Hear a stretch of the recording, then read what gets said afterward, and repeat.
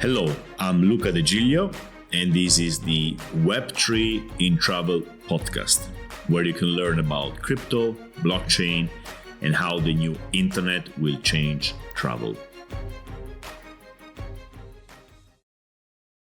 Okay, hello everyone. Welcome to episode number 100 of the Web3 in Travel podcast. Today we have a couple of very interesting guests with us.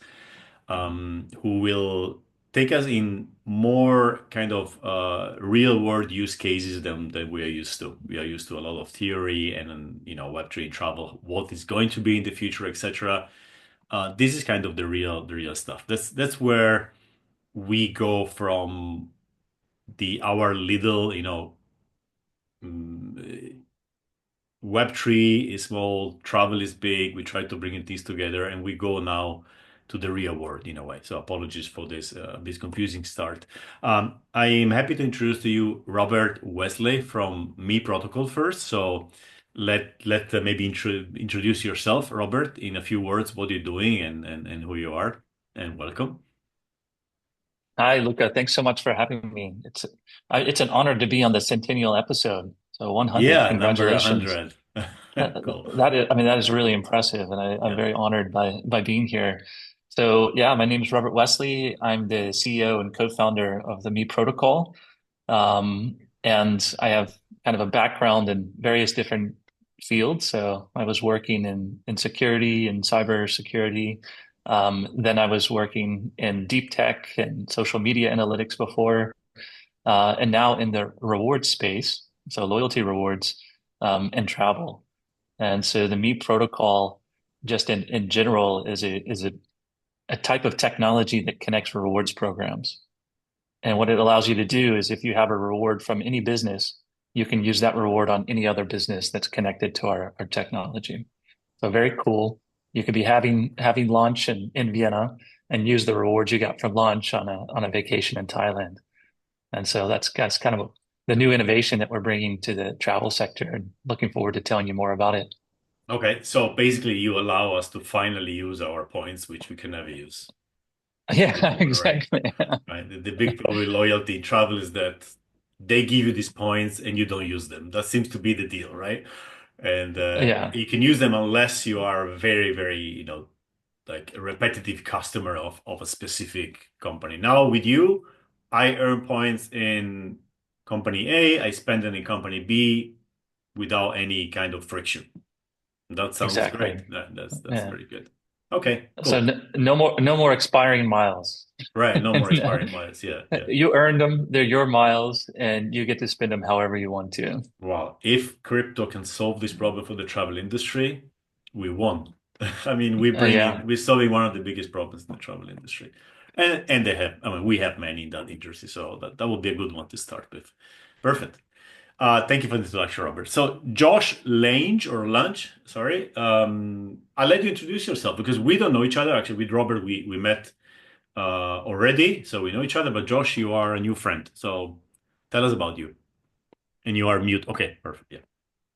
Great. Well, it's great to be on here, Luca, and to be here with Robert Wesley. He's really an exciting entrepreneur, and he's solving a major problem with those loyalty tickets. It's surprising that we haven't met if you've been doing a podcast on Web3, because I host one of the world's biggest podcasts and communities, Crypto Mondays Global. And speaking of travel, I travel the conferences everywhere. Crypto Mondays is at every single big major conference. We were just at Token 2049. Shout out to all my Crypto Mondays people. You can see me on Crypto Mondays live at our live events coming up in Malta, coming up in London, and then coming up in India. And I'm excited to travel around the world. And in the last 3 years to 30 different countries where we do Crypto Mondays in 57 different cities. And so these rewards, they stack up and you're not using them. And being a Web3 enthusiast and knowing the solutions that the crypto world is making, interviewing over 100 people myself in the industry, you see this is one of the major ones because one, it's solving a problem for not just people that are in Web3 that can use crypto, but for everyone really that has loyalty points and gains those and then can transfer those into other points and other rewards. And so, interestingly enough, we we looked at because crypto monies we represent over 100 VCs and we look at these different things not only with partnerships but also with our own benefit, but interestingly enough, the use case that we discussed is nonprofit because I'm also very interested in not only supporting Web3 communities, but looking at projects that support environmental change, social impact, education, and cultural inclusion. And interestingly, Robert's vision expands across these different sectors through this value-driven area of loyalty points. So excited to be here, man, and great to get to know you. Okay, and it's great. like you have the whole world in your hands. Fantastic. Thank you for being here, Josh. So basically, the connection here is that Robert is building a system, and you are here to tell us the use case of the system, and we're gonna get to this at the one of the use cases, of course. We're gonna get to this And at to the end. support the Mets, the Mets. And the pets. Okay. Yeah, because we're both Americans. So yeah, this being from Europe, this means basically nothing to me. I probably heard this on Seinfeld, or we heard this. So there's no empathy on this thing. I'm sorry. We well, we here have it's that you can empathize being an Italian guy. It's like the baseball. underdog, Yeah. right? It's like the underdog gets Oh, to win. is it But the Joe anyways, DiMaggio thing? anyways, we're both Is it the New York one? No. Yeah, it's Joe like that. DiMaggio? So, but the Mets are the team that never won. But now they're Okay, the World Series and the now okay. they're I think I heard about anyways, this on Seinfeld or something. Okay, cool. So let's go back to speaking of travel, there's a lot of Americans. Yeah. Yeah, no, of course, of course.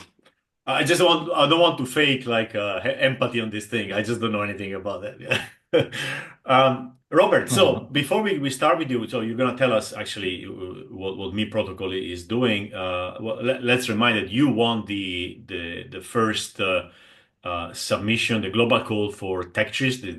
This fund we are launching in Switzerland after a pretty long journey of semifinals we did together in Italy at the Web3 Travel Conference, and the finals we did kind of last week, I think, in Zug. So congratulations for that, first of all, and we're really happy to have you on board with that. Yeah, and yeah, the stage is yours. Tell us what Me Protocol does. Well, yeah, I mean, first of all, yeah, thank you for bringing up that. We just won a global competition through Tectris VC, and that was a multi-month competition. So I believe there's a couple hundred startups that were in the competition from the application stage onwards, and it was several phases, very involved. I mean, it's the most involved competition I've ever been in, I think. And we were successful in Umbria, so there were the semifinals there in Umbria. We pitched and we made it through that process, and then last week was a great event at the CV Summit in Zug.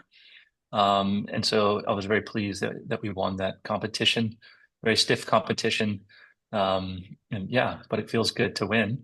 I mean, I've done certain competitions at conferences or whatever, and they're kind of like last minute competitions where you sort of sign up and then they just rummage through the pitch decks and then select a couple people to pitch, and then you go up there and it's just an opportunity to be on stage essentially. Yeah. But this was a really hardcore competition, so I was pleased that the team was able to persevere and win that. So thanks for everyone involved there. And what it provided us additional to the prize money that we got was this validation in the market where industry veterans who very much understand the pain points in travel, and especially with rewards in travel, were able to kind of validate what we're doing as something that's not only new, but has this massive opportunity to penetrate the market. And so that was great for us from a validation perspective, because our protocol sort of works across sectors. And so any business, any brand that wants to reward its customers, giving them a loyalty reward, a point, or a mile, can connect to our protocol, can connect to our system, and have their rewards interoperate or work across different programs. And so we didn't need to start in travel. In fact, we were working with lots of fashion brands and in a bank, for example, for credit card rewards programs. But we've been seduced sort of back into travel after a while, sort of convinced that the timing is right, that the appetite from consumers, everyone's getting tired of their rewards just sitting in their accounts, not being able to do anything with the rewards they've been given or expiring, and people just having this bad perception of rewards in travel. And so it was a good opportunity for us to enter in. And what I think there's sort of two aspects of what we do.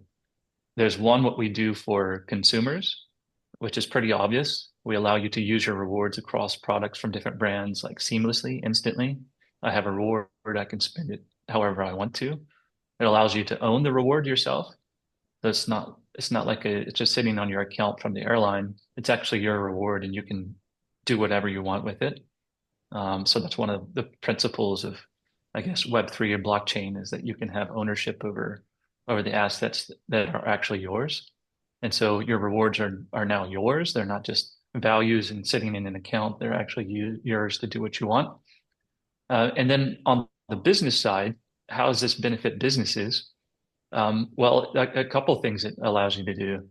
So especially in the travel space, we understand that consumers have this bad perception that sometimes, like at least airline miles programs, are sometimes perceived as this pyramid scheme where they're just constantly accruing miles and continuing to purchase from a business, but not getting any value from that reward. And so that's why you see people getting upset when their miles expire, or they can't get as much with their miles this year as they were able to 2 years ago. People are just upset at that.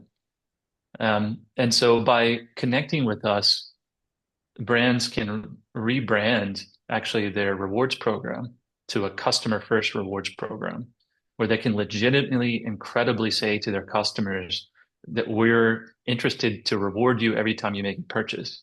We want to give you the ability to get value out of your reward right now without having to accrue over a long period of time, so that you're constantly buying from us. And so that's one of the main things that we're doing, at least in the travel sector, is able travel companies to rebrand as customer first programs. Other ways in which it generally benefits brands is, traditionally rewards have been about retaining customers, like keeping customers buying from you. So that's like the core proposition of a reward in the first place. I give you something of value, you buy from me again. I give you something of value, you buy from me again. That's the concept of a reward. And generally, rewards are not really used to acquire new customers. They're just there to help your existing customers stay with you. Through our system, businesses that connect with our system are actually able to attract new customers using rewards. Customers from other businesses that are getting rewards from other businesses can now use them on your products or services. So this is really great, not just for large brands, but especially for like mid-sized businesses or smaller businesses that are trying to grow their penetration of the market, grow their brand. They can now attract people and get their brand in front of a lot more people very cheaply. And just like from an economic perspective, if you think about customer acquisition costs, the cost it is to acquire a customer, these are generally pretty high across different sectors. And so businesses are looking for any way in which they can reduce the cost to acquire customers. So we can go out and say, hey, not only is this going to benefit your current customers, they're going to love you for this program, but you can actually acquire new customers from across the market. So it's this really like sort of really advanced approach on both retention and customer acquisition. we figured out a way that we can benefit both the consumers and the businesses. Okay, you put many things on the table, and I have some comments and questions. First of all, I never so far really understood the concept of ownership, which is great. So you're saying if you get your points through Me protocol, you actually own them because you can spend them. And that fits That's right. perfectly. And you said it in the Web3 ethos, like the Web3 is read, write, and own. And so I have to admit I didn't really get this part so clearly as you just explained it in the whole time we've been kind of talking to you. And this is great. This is like perfectly fitting into Web3 ethos. This is And I why would we like, actually yeah. this is why we called it the Me protocol. Because why we do a lot for businesses. We want the whole system to be about the consumer, the About the consumer. end user of these rewards. These are Okay. my rewards. This is a protocol about how do I generate and leverage my purchasing power. All right. And then later I would like to ask you about how this is automated through crypto. So actually the technical parts. But let me ask you another thing. So when we were talking about the semifinalists, there were three semifinalists, of which two about loyalty. And the idea, when you talk to people very quickly, you say you can kind of tokenize or make your points liquid. You can actually spend them. And many people said, and I said the same thing the first time I've met Me Protocol and also Void Travel, which does something in this area. It was like, okay, the pyramid scheme is that you give me points, I try to book again with you, talking you like the airline, for instance, but I never actually use those points. With a system like this, I actually use my points. So will they want to do this? And you kind of answered. You said yes, because, and let me see if I interpret this properly. First of all, it can help acquire customers. So yeah, it costs to a company who lets you spend tokens, sorry, or points from another company. They're actually losing money, but they actually acquire a customer. So that's the deal, Mhm. right? So it's not free or a free discount. And the other one is you're not really targeting the super big corporations, which have, at the moment at least, loyalty points, which rewards system, which kind of work. Maybe tangentially, maybe not all the users, but kind of work. You're targeting those who are basically they know that they have to have a loyalty point. Some consultant goes there, charges them the loyalty reward system, and then nothing happens, kind of, right? And you actually solve the problem for them. Is that kind of correct as an interpretation? I'm trying basically to use different words to clarify these concepts. Did I understand you Yeah, correctly, or would you add something? exactly. So there's the okay, but the economics are super important for understanding this. So a lot of perception for like the mid-size and smaller brands in the travel sector is that having an effective rewards program is very expensive and difficult to maintain. So when we're talking um, with different businesses, especially mid-size, sort of larger but mid-size brands in the travel space, they come back to us and say, "Oh yeah, we used to have a rewards program, but we stopped doing that because it was too difficult to maintain. It wasn't generating the ROI. We had to hire. It was like very cost ineffective." Or they come back and they tell us, "We'd love to have a rewards program because we can see the benefit for us of having one, but we think it's going to increase the head count. Like our cash flow might not support it in the interim, and so we're sort of we don't want to take the risk in creating one." And that's kind of our sweet spot that we're seeing develop in the market right now. Um, how can we make these companies that want to have a rewards program or want to have a successful rewards program adopt rewards that are customer first rewards easily and cost efficiently? And so that's what we do. And the proposition for them is that they don't really have to increase their headcount. That a type of system like we have doesn't require you to constantly create partnerships. You don't have to negotiate with any other partners. Immediately, your rewards instantly work across different businesses. You don't have to buy rewards from other businesses, which is complicated to do, or at least um, um, policy-wise, it's complicated to do internally. And you don't ever have to create new offers. Other businesses that are participating in the system create offers for you that your customers are going to like. And so that's a very attractive proposition. I want to have a rewards program. I don't think I can afford it, or I have to increase headcount. Now we come in and say, actually, you don't. You can have a very attractive rewards program. You can brand it customer first rewards, and we'll take care of the partner development and the customer acquisition for you. So that's The hot. so the company has to agree about that. This is not like a vampire attack on points. Any company who's part of the system has to agree or not. Mhm. Yeah. Yeah, they have to agree, right? Okay, so Yeah. there's So no.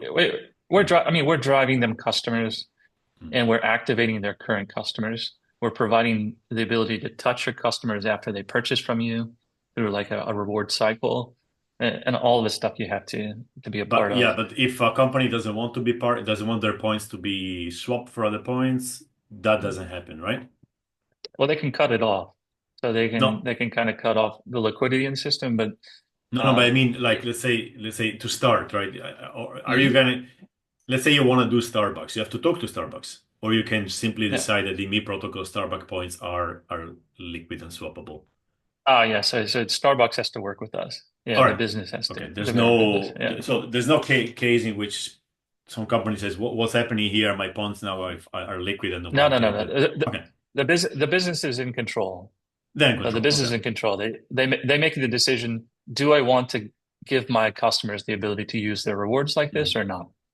As soon as they open this faucet, then it works like that. If they close the faucet and say, I don't want my customers using the rewards like that, then it doesn't function. Okay. So that goes basically to decide if it's worth or not for a company. It's about Mm, comparing the CAC, so the customer acquisition cost, to the point, whatever point usage cost, right? mhm. Is this the KPI? Is this the number they're gonna look at? Or how will they assess if it's worth? Like, I suppose that if you get more customers, they're happy, but then they're gonna say, okay, I could acquire those customers for 10 and it cost me 15. How do they ask you? Sure. How do you have this discussion with them, with Well, companies? the discussion is generally not around rewards. It's about what they want to do for their business over the next Mm. 12 to 18 months. Okay. So like that's sort of like near midterm vision for them. And businesses have different problems. So one can be that their customer acquisition costs are really high. Another's can be that their retention rates are really low. So it's just switching cost is really low, and so people are just kind of churning. They buy once and don't buy again. Purchase Okay. frequency is down, or they have a problem with order value. People are not buying as much or not buying as large an order as they would like, and or they want to get their brand out there.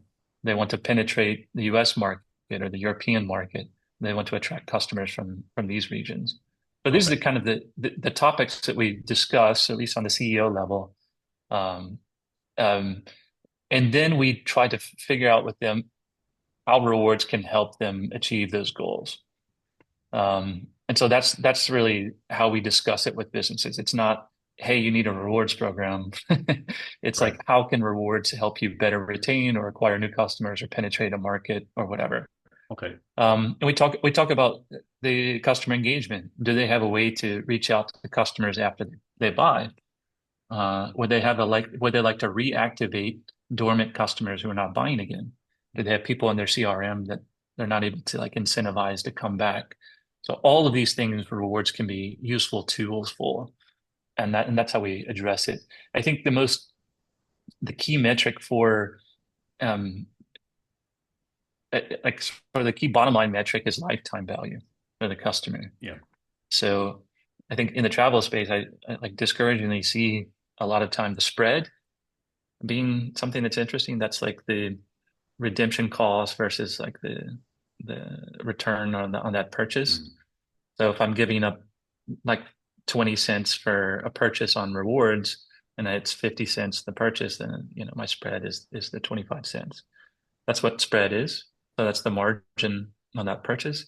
But actually, it's more applicable to talk about lifetime value of a customer. So So what is that the they lifetime value that you want to generate from a customer? Exactly, the customer lifetime value. That's the most important thing to consider with rewards. So even if I offer a discount to try to capture the customer, my lifetime value is, negates that. And so that's the point, is the lifetime value of the customer. Okay. So Josh, you mentioned you have some questions for Robert.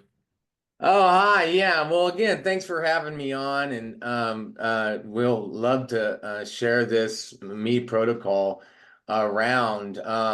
Let me just ask you, is it launched? Yeah, yeah, absolutely. So it's launched. And so we launched the marketplace. So we have two things. Josh, we have like this technology, this infrastructure, and it's where businesses connect their rewards programs. And then we realized, of course, just because a reward can be usable doesn't mean that people are going to have know how to use it. And so we built a marketplace on top. It's called the Me Marketplace. And it's where you can see all the products and offers from any of the participating businesses. And so when you see an offer like a headband or a scarf or a travel item, you can immediately use your rewards to redeem within the marketplace. Great. And And so so that's a list. That's the list of the marketplace. And then there's also the token. Is that correct? that's right. So we have a token that's launching, I think, in November. So it's Now right that's around the. where my community is really got their ears. Now, do Yeah, you we use the token as a type of stable coin to connect all these different rewards? And then whoever signs up onto the site, they give in their regular terms and conditions related to the reward over to you, so that okay, now the person has ownership. The person can make a claim on this reward 2 years later. The person can sell this reward for something else that's exchangeable. So they accept your terms and conditions, my first thing. And my second thing is that when they do that, they get a stable coin token. That's what we're interested in for sure. Yeah, okay. So two things. How does it work? I guess this is like, how does it work? And that can get really complicated. But from those of you that are in the Web3 or blockchain space, the centerpiece of the technology is called an automated market maker, like an AMM, and Right. we built a new version of that. So it's a new type Like of auto. Uniswap, for those who don't know, like a Uniswap, basically, right? Kind of. Exactly, like a Uniswap. And it works like a currency exchange. If you have dollars or euros, like the proportion of dollars and euros is the exchange rate. But And so who sets it? that's Who a sets it basically, for each loyalty? yeah, so what happens is like our AMM has a new rule, a new algorithm. It doesn't exist anywhere else that helps the business control the redemption value. So what is the value how many of their rewards are needed to get their offers? And also allows like there to be a market for it so their customers can go out, use the rewards directly on other products. So different from a normal like exchange or AMM, you don't have to swap rewards. You don't have to exchange rewards. You can use your reward directly on offers from other businesses. Can I So bid on it like an and NFT? it's not a bidding thing. It's just like a direct redemption. So we don't want to operate as an exchange. We want to operate as a facilitator. So if I have a reward as a customer, I can use it directly on products from other businesses. Now the token, we have our own token, and the token is needed to operate this market maker, this AMM. And as I mentioned before, like in a currency exchange, if you have Sorry, it dollars, wasn't clear. Is needed or isn't needed? it is needed. It is So needed. Yeah. our own token is called the Me token. And if you remember the example of a currency exchange, you have dollars and euros. And then however many of those are in the buckets is like the exchange rate. So in ours, there's the business's own reward, and then there's our Me token, and these called liquidity pools.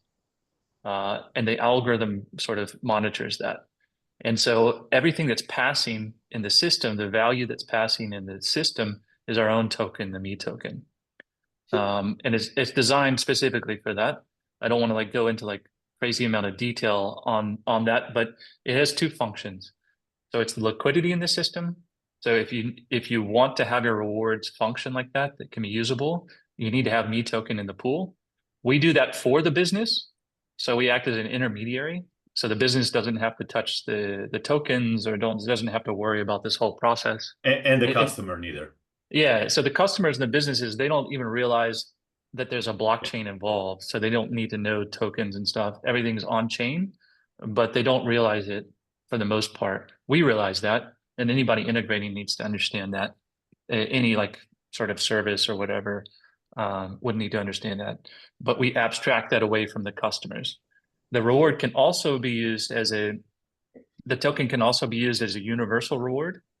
And so anybody that has the token, the me token, can also use that as a universal reward in the system as well. So if you have me token, you can directly use me token on all these products as well. So it has these two main functions. So you decide based on the dollar value or what? I mean, and what is it decided against? Yeah. So so if I say, hey, I got the me tokens and I want to trade it for some loyalty points,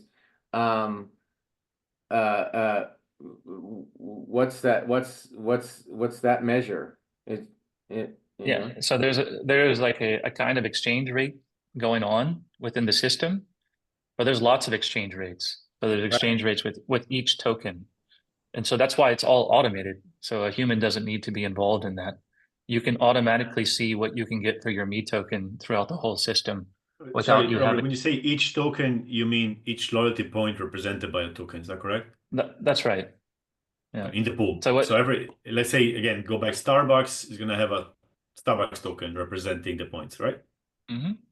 That's right. Okay. So the customer doesn't know that. This is just what's happening in the background for them. As far as the customer. Back, sorry to Josh's question, like about exchange rate. You mentioned this is defined by the business.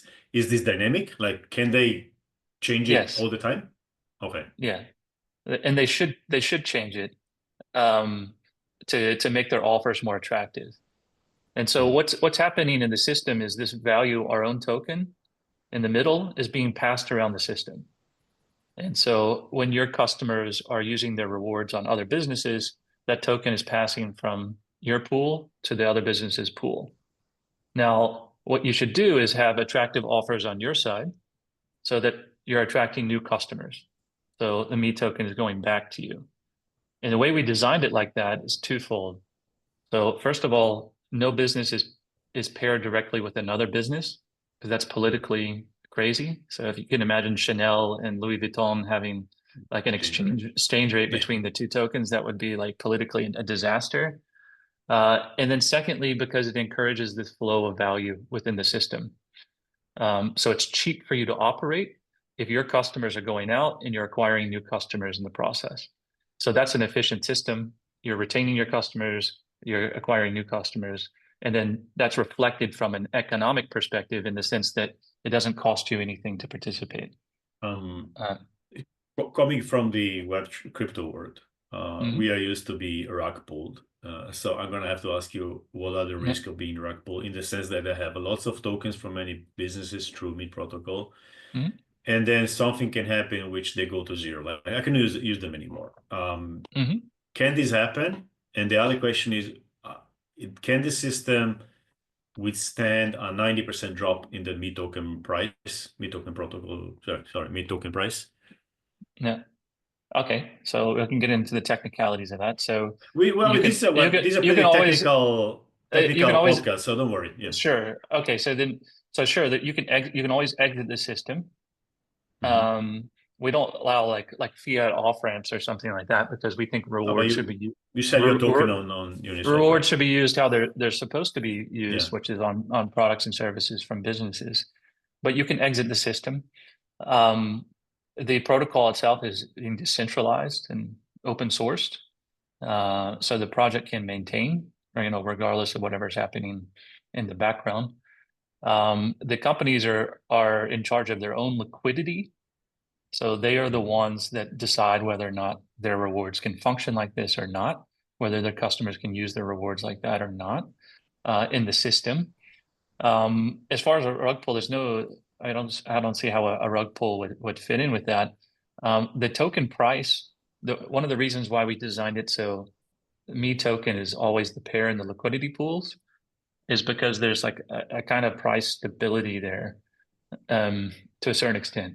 So if the Me token goes up or down in price on the market, the entire system still functions economically in the same way. There's no breaking point. That's kind of my question, apart from Yeah, zero, of course. But it no because okay. as a customer, I can still get the same amount Yeah. of products from this company as I could yesterday, regardless of what the Me token is doing. And there's different like balancing that we have in the system. Um, yeah, so I mean that's a core design feature of it, and so that we didn't have to have a kind of fiat backed stable coin or something like that as the liquidity there. We can have it kind of float on the market and still have a stable system. Me as a user, as a not as a company, but as a user, I get into Me protocol by kind of let's say I have points from company A, I get into Me Mhm. protocol, and now I have tokens representing company A, kind of. I don't know it. I know I have points, right? Then I Mhm. get company B and C. I got three companies. What do I actually own?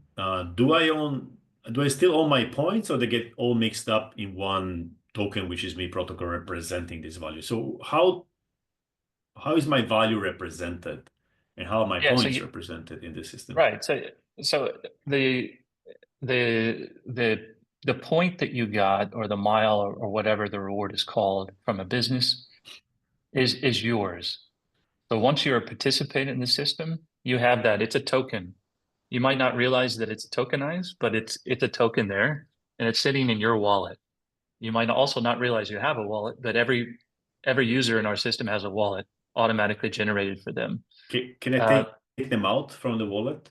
yeah, All these tokens? So you like can you ERC20s, normal ones. that's right. So you can take them out. And I can take Obviously, them out. you can Okay. take them out. The question is, what are you going to do with them? You can take them out. Okay. So they're The only thing I could do or somebody could do, but it's very the low probability is that they create pools on DEXs and they become liquid directly. But I don't see who would do that and why. But yeah. so we what we're focused is on is the redemption value of the reward. So the reward is kind of useless unless it can be used for something. And so the business itself that gave you that reward is largely in control of its value. Because, well, not only does it operate the pool in our system to allow you to use it across other businesses, but then it controls what it can be redeemed on for its own products. Yeah. Just like a normal reward. If a business gives you a reward right now, but you can't use it for anything, then what is its value? You can say it's worth $1, but if I can't use it for anything, it's probably not worth $1. So Um, mm, the same economics apply here. So you can take the reward out, but if you're not able to use it like on other goods outside of our system, then okay. maybe Let's it's say value that something. I have points from you mentioned Louis Vuitton, I think, or something, because Hmm. maybe somebody gave it to me, or I bought by mistake a Yeah. bag, and I have them. I know I'm not gonna use that company anymore. I can spend those tokens on something else. Okay, that's clear. Can I also redeem those tokens for me tokens? Um, Not right now. Okay. Not right now. Okay, because I could say, okay, I know now that I don't want to use the company anymore. I'm not Mhm. ready to use those points, but I just want to get out now. Again, these are corner cases. I'm not saying, the So fact is, if you want now to it's fine. acquire if you want to acquire Me token, you're going to do it on the market.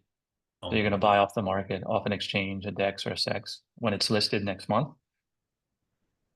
Okay, but I could say I have many points. I want to, I Mm. believe in Mid protocol. I want to acquire those tokens, and I come in and I get all my rewards becoming the Mid protocol token. But that's not possible now. Yeah, okay, I understand. So what about your token launch? You wanna, since you don't have much time left, maybe your final Yeah. add something about the token, maybe or.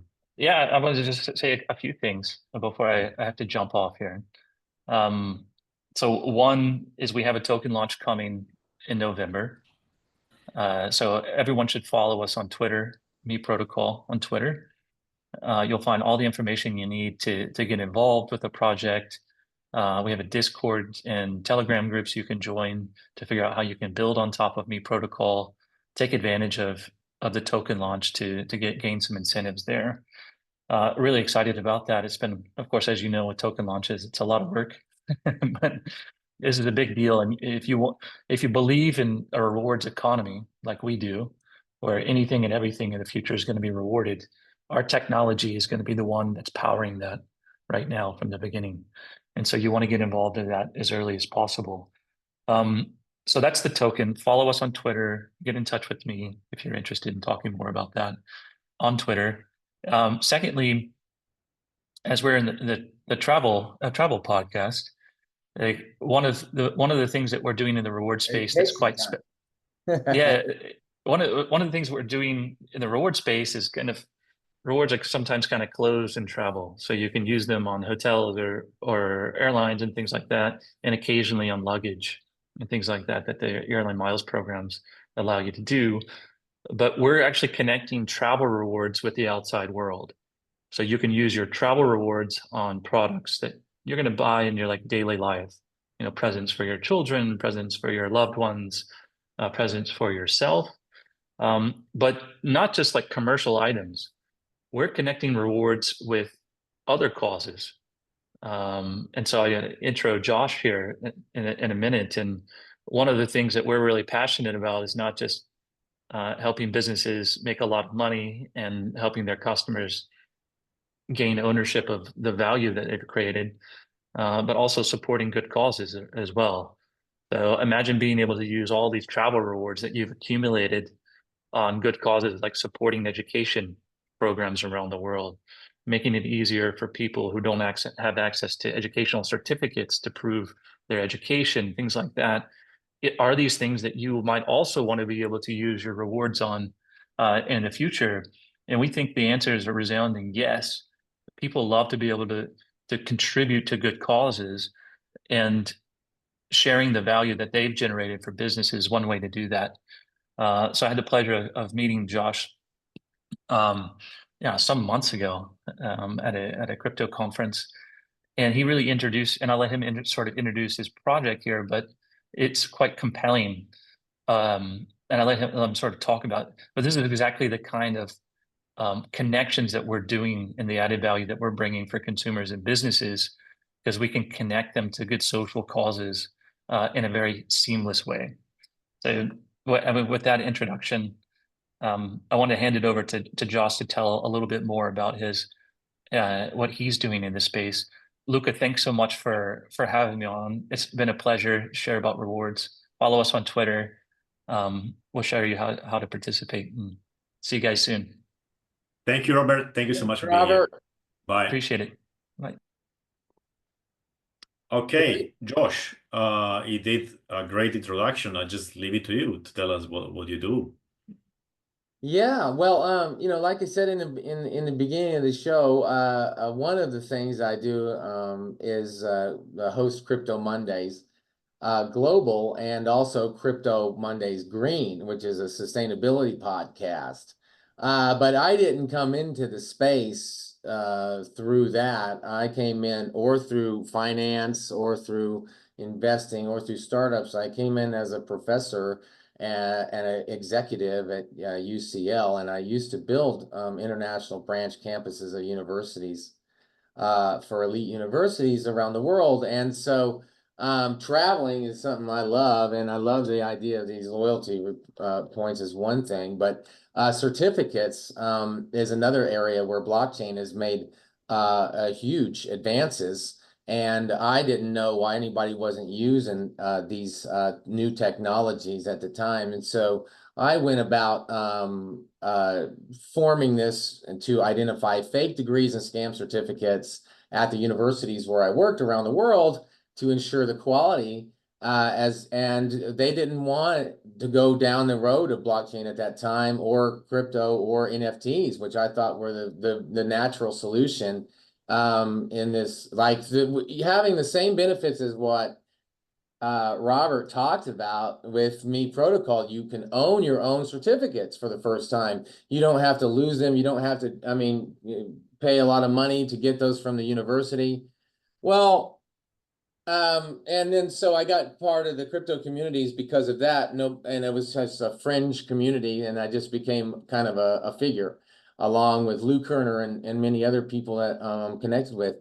And but I kept on this nonprofit idea for a long time, wanting to actually take certificates and embed those with tokens so that the certificate itself could become a scholarship, and also and you could own it. And another thing is it's peer-to-peer. And so the idea is that decentralization is core to what we believe in the Web3 blockchain space. And we know that it has a lot of benefits for society as well. And so I've turned into kind of an education philanthropist and tech builder myself over the last 7 years. And we're launching GetSmartToken.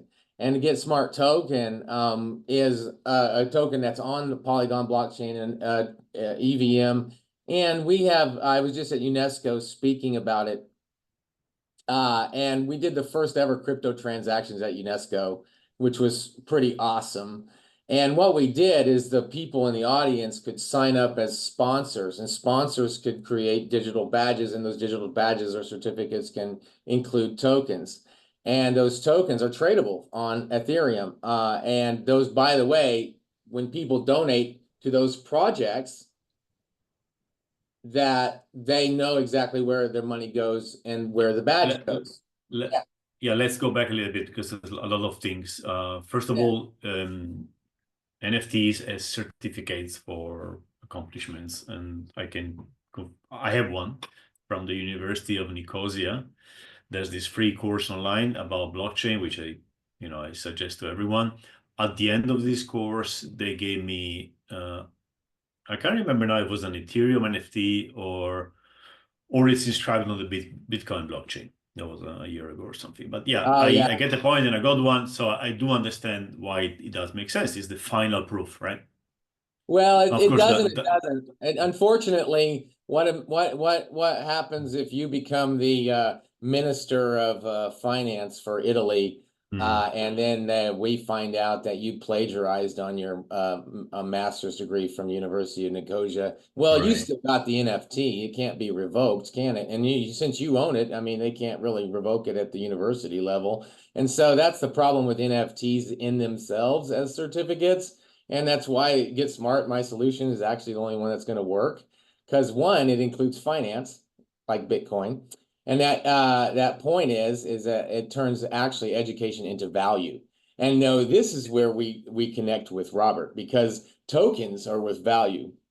In my case, it's a nonprofit organization, so you can donate, make a fully tax-deductible donation to any project, like a donor advised fund, but you're actually doing it to education projects that are using these tokens, right? And so we are funding these education projects, and these are big deals. So when you think about certificates, you said you have one from University of Nicosia. Not only can all of those things be tokenized, which of course University of Nicosia is an innovator in that area, as well as UCL and many others, but in the sense of non-formal education, which actually comprises 90% of education. So 10% is formal education. Everything that you learn, basically, and think about all the developers that work for you and for the companies that you invest in, and for just think about all these travel people. I mean, even in the industry of travel, but you can think about it like refugees. Refugees, the second biggest problem of refugees, besides housing, is actually their certificates being recognized and their skills and knowledge that they can bring. And then this problem's not getting any smaller. Immigrants, you have people that are in an informal education. As you can say, I say you learned a lot from Nicosia, but if somebody asked, where do you get your skills and abilities? I bet a lot of those come from informal. We also have a massive student debt problem in the United States of $1.7 trillion and 40 million Americans suffering from student debt. And our token is going to be reinvested into crypto markets, and then we're going to negotiate and use the token rewards to negotiate and erase student debt of our token holders. Now, The people that use the badges, they are going to want some kind of rewards for those tokens because this is a very low token, right? And so the idea is that they can not only trade it for cash, but we want to keep like in crypto sectors, we want to keep it in the ecosystem of education and good things, right? So people can say, oh, we can buy this or that with our Bitcoin, but with the token economies that Robert was alluding to, we can actually decide where the money goes. And when you say, well, not only is Josh's system give a transparent way and free, by the way, it's free for the end user, and they don't even need to know how to use a blockchain. That's what we could do in UNESCO. Let's go a little bit back. I lost you Oh, in the yeah. when you mentioned that NFTs have some problem with the certifying the certificate, and you said the token solves that. Could you go back and get on that one? So what is the problem with an NFT Yeah. certificate, and why does a token fix the problem? Well, think about Bitcoin. What they say is energy. When you say, well, you know what, we have to use energy to mine Bitcoin and then to transact with Bitcoin, that energy has a value. So when you place a real world value onto a certificate like an NFT, and you include some kind of system that can revoke the ownership So of you said there should be a revoking system. Yeah. Or Or an okay. expiry system. And that's what Okay. but we've done it differently. Whereas the NFT, I could even show you, I mean, or you could put it on the screen if you want to. It's at getstoken.org. Then it's so gets GETS. Okay, let's see. Token.org. And so basically, in our case, we've solved that problem through the first problem of the NFT being revocable. We've solved that through a centralized use of the decentralized system, meaning that the NFT is only a picture that you choose, an image and a DID, which is our backup, and then a QR code and a QR code, and then the title that you choose. And the QR code leads to an offline database that's updated. And that is the digital badge record. So what normal digital badges they call the metadata. So if you say that the details about the badge, who won the badge, blah blah blah, what the award criteria was, the blockchain record for every badge. You can see now. I'm sorry. You can see now the screen. Yeah. Oh, great. Yeah, exactly. And Okay. so basically by having a peer-to-peer system like this, you can fund if you can fund something. So for example, if you're a grandmother in India in a village and you want to fund a nine rupee scholarship for your 9-year-old grandson, and if he gets into college, then he gets that whatever the token value of that 9 rupees was. That could be $100 by the time he gets into college. It could be something for your own son. It's all tax deductible, and you can make your own badges. And that's and so the reason that we could do this peer to peer, unlike any other system, is because of the tokens, because people include tokens, and so they place a value on these awards. And this can be used in all kinds of different instances and cases. But here's the point. What's the value? What's the value of getting tokens? If I want to do a scholarship program, and I want to fund education for my, Christian group, I want to, or my alumni group, or I want to fund athletes in Nigeria, or I want to give some bonuses to my developers and also some certifications that they did exact work for me in Sofia, Bulgaria. Then I can do that. Now, with GetSmartToken, and it doesn't require a crypto wallet. So we've inserted that. Just like Robert solved the problem of the automatic marketplace, we've solved this, but in a nonprofit way. But so then you say, well, okay, I donate to these projects, and the kids get the tokens. The sponsors, meaning the NGOs or the schools, get the money. The token's backed up with the rest of the money. Well, what do the kids do with the tokens once they get it? And one of the things they can do is exchange it for Polygon, right, at the moment, or USDT.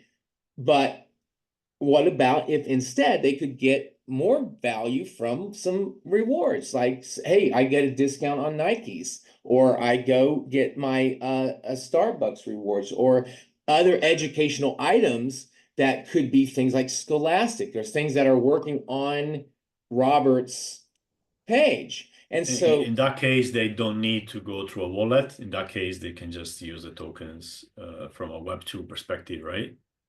Which I suppose is an easier way for most of them. right. Is that correct? Yeah. So exactly. So his system is interoperable with also tokens. So if people tokenize a loyalty program, then his system will work with that. And in our case, it's a fully nonprofit thing. So whoever would give their loyalty points or tokens to these projects would know exactly where every penny goes. And I think that's where we have the people wanting to contribute to societal causes that Robert mentioned. So just to compare to what I can do on a traditional reward system where there's always the option like donate the points or the miles or whatever, right? But in that case, I don't know what happens after that. I just know that I clicked the button, I lost my points or rewards, and then I don't see. Well, you're saying that doing this on the blockchain in a way gives me much more, or gives everybody much more visibility of what actually happens, to the point that the student who gets some points can spend them on Starbucks or on buying books. Is that the advantage of using a blockchain, is the transparency? That's one of the main advantages, especially to people funding education in foreign countries, and especially in the developing world.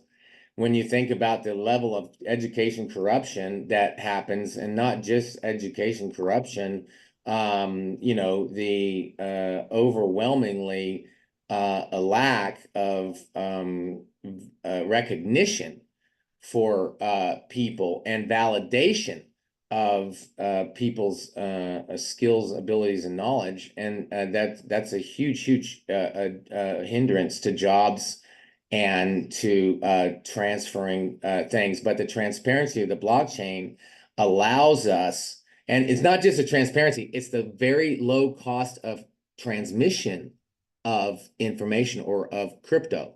And so it's persistency across borders in a way. Yeah, right? because is it a bit like, okay, I'm a refugee and it's like I'm a refugee and I can keep my crypto in my head because I remember 12 words. So I go on the other side of the border, I get a phone, I put the words, I have my money. And in a way, this is the same. I have my certificate because it's on the blockchain, is somehow connected to my identity. I don't have to rush and get the paper, from wherever I left it, and make sure the paper doesn't get wet, etc., etc. That's the other main use case, the main advantage, right? Well, I don't know. I mean, all these digital badges that are existing that are not on the blockchain and don't have a front representation of a back end like ours. Basically, you have to plug in. They have to plug into every single site in order to use it. So you can't use it direct. You can't just click on it in your Instagram or your LinkedIn. They have to interoperate with every single site. But on the blockchain, basically the digital badge is like fits on your Instagram, has that QR code that goes right to the record, which is the blockchain. So that means it's interoperable with every single wallet, every single Google, Android, of course. Instagram. And we are not in the case of paper. You said paper, but paper certificates, I mean, are a thing you put on your wall And in fact, you want your certificates and your record as a portfolio, and not just your academic portfolio, but your lifelong Everything. portfolio. Yeah, and we Okay. want this for our kids too that are doing some amazing stuff. Right. So let's get it Trying to going. find parallels with Yeah. with other things, advantages of crypto. Like one advantage is like, okay, you cannot own anything in Web2 apart from a domain name because it's really expensive to set up and maintain a system which verifies your ownership or something. So we can own domain names online, but that's the only thing we can own in Web2. Maybe database, nothing else. While with Web3, you can own NFTs, tokens, whatever, and the infrastructure is completely detached from one central point, right? And this what you're saying sounds to me a bit the same. Like, okay, you can certify a 2 hours course very cheaply without going through a whole infrastructure which keeps it valuable and open to everybody. So I see it does make sense. But the question with these certificates is always the same. If it's an NFT, I can transfer it, right? So I get a 5 years degree and then somebody steals it from me because I clicked on the wrong link on Discord, or I give it to somebody else. How is in your specific case, how do you prove that that certificate, or maybe the question is, what is it, an NFT? And then how do you prove that actually the person holding the NFT is the person who acquired the knowledge? Is it on the NFT? There's a picture, there's a name, or there's other systems? No, our How do NFT you is solve the only transferability problem, basically? yeah, just like Yeah. I mean, you saw on that screen that you showed us, it was Yeah. the image and the QR code. That's the NFT. Okay. So that represents a record that's governed by that's in a nonprofit that's governed by a United Okay. States law that keeps a record of whatever it is that sponsor and that earner information that they put in there is in that record.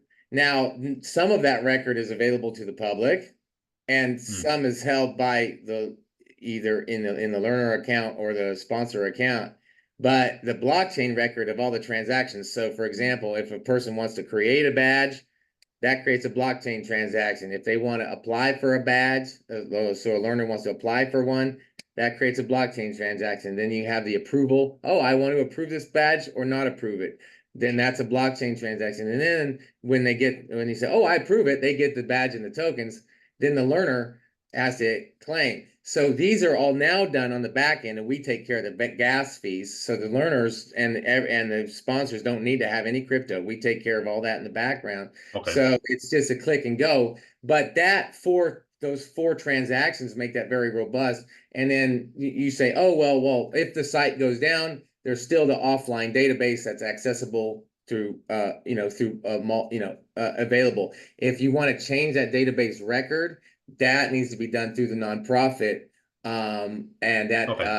So if you say your CV got revoked, or if you make a badge and it includes something that's racist or something, then we will have an ability to black out the record. The transaction Okay. of the NFTs and the ownership of that image will still be of you, that you So will. it's a multi-part What that will verification, lead basically. to. Yeah, so that's why there's a DID also on there that's not connected to the blockchain. That's a DID that goes to that record that's held by the nonprofit. So there was no way to have a fully decentralized system No, and there's no way. have an adequate record. But what we did get around is a KYC and AML, because we have a system that's open, that anybody can create a badge for their nephew. But then we have a verification system and that's for organizations. And then all of those people will go on our website, and then we will promote them. And so what we see this is a new marketing channel for NGOs, schools, projects, and things, as well as a facility for people to do their own private digital badges and scholarships and education savings accounts. So yeah, clarifying this one again in a simpler way, who should use your system? NGOs, educational, organizations, to have a better and easier certification system. Is that correct? Yeah, certainly, Okay. certainly, and also individuals and Individuals? who want to Yeah. have a portfolio online, on chain. Is that Yeah. correct?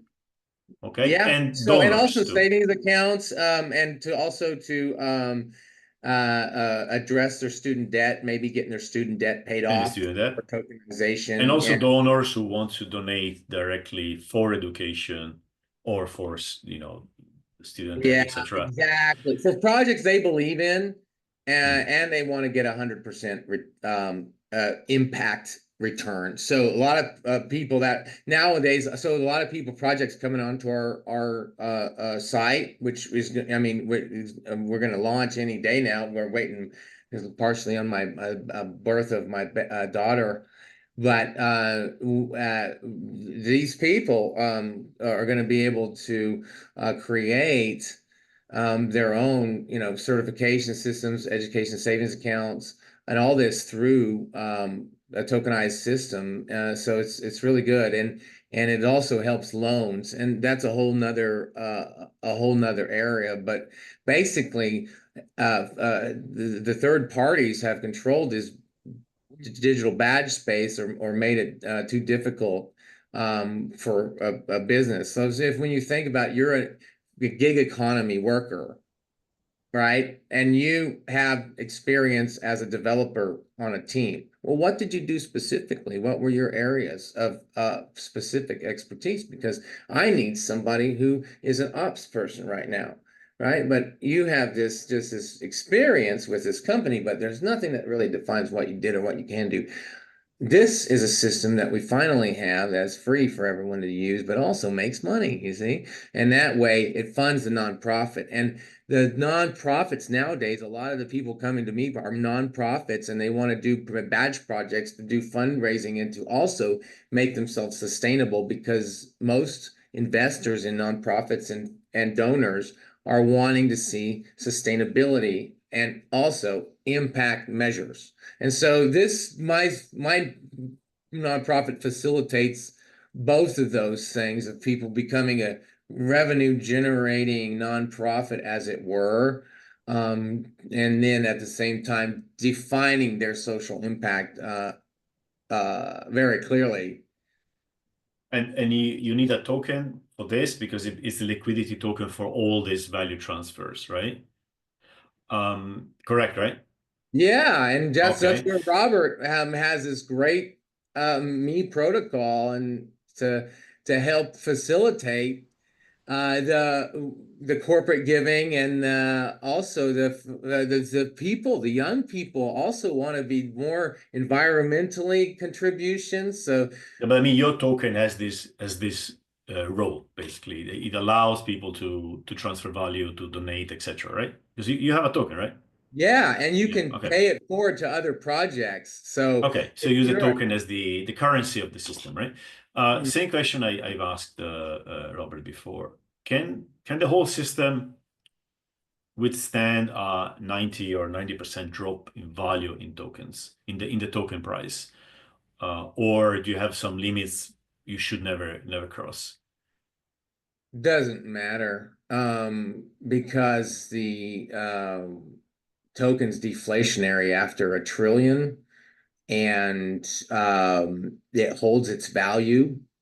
I'll tell you why it holds its value: because every single badge turns into an escrow account. So I want to create that scholarship for my son, and if it's a year out, and so, or I want to they want to get this badge at the end of the semester. Well, that's 3 months out. The moment you make that badge, all those tokens are held in escrow. And so that has that effect of keeping those tokens staked, as it were, because they're So they staked in. cannot be sold. Okay. And yeah, right. And the second thing is that the staking mechanism we have is for student debt, and those people basically are taking a chance on getting their student debt canceled completely, And and how this do you get this token? tens of thousands of What is the dollars. distribution Oh, mechanism? thanks for that Yeah. question, man.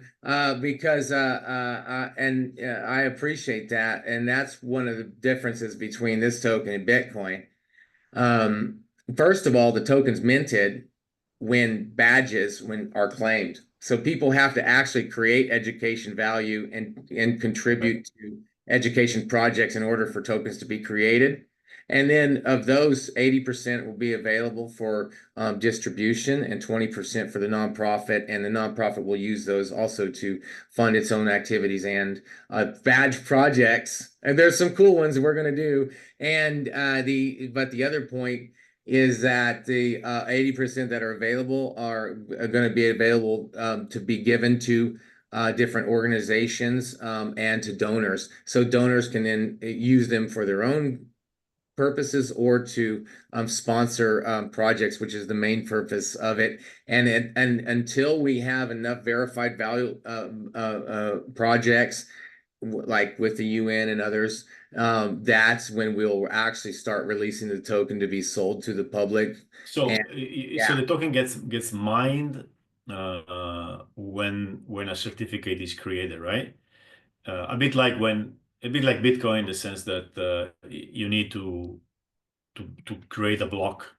So the only creation mechanism for Bitcoin is a block is created, and that's how it is. But in your case, you also have some pre-mine. The no-profit creates these tokens and then sells them, or not? Yeah. So we have 9 million. So there's a million reserved for the nonprofit. 10 million was created and immediately staked into the student debt staking pool, which is again something that we're doing to collectively bargain for student debt and then erase it, which is a 365-day pool. And then 9 million are available right now. And so the first people that sign up, everybody that signs up who's a sponsor, meaning an NGO or an individual who wants to maybe sponsor a badge or create a badge, they get 10 tokens right away when they sign up. And they get their own Ethereum blockchain address. Isn't that nice? And you don't need to have any wallet or anything. And then you can use that as a crypto wallet on other sites. And then and so the transfer is all free and it's on our side. And then the tokens itself will be available to the public. But again, those, and then we're connected to all the different exchanges, as a matter of fact, but through Crypto Mondays. But I'm not going to put this on exchange for liquidity and all that until we have enough verified projects to know all the tokens that are in circulation are being used by legitimate organizations. And so we're going to create that educational value. And then it'll float the token on the market price, which will be fine. And if you buy it directly from the nonprofit, that means it's tax deductible 100%. So we're excited about this project. And I gotta say, Luca, I'm excited about the token is not launched yet. We're not. We launched at UNESCO. It's on mainnet now, but it's only available to verified projects that are connected to our UN community. But it's going to be available where anybody can sign up, and you're going to get 10 tokens just to sign up. And then if you want to go down the road further of building education projects or supporting education projects anywhere in the world, then I'd love to hear from you at getstoken.org or whatever. But I'm excited also that people, when they actually get these tokens that use them for education, can then trade them for like Robert said, a pair of Nikes, go Mets, and or something like that in his rewards, flight tickets, whatever. I mean, hey, if my kid gets an award, he gets an award, or my daughter, she's 10 years old, she gets an award for 100 tokens, and then I could take that 100 tokens and trade those for Roblox. That she likes to play Roblox, or if I could say, that'd be great. That 100 tokens just got us $50 off our flight. If you're connected to Roblox, you've done it. All right, Josh, we ran out of time. Oh, great! Thank you so much for your time on this call, and I'm gonna make sure that I publish all the links in the description. All right. Great. Well, thanks a lot for the time. Thank you very much again. Yeah? All right, man. Have a great day. Yeah. Bye.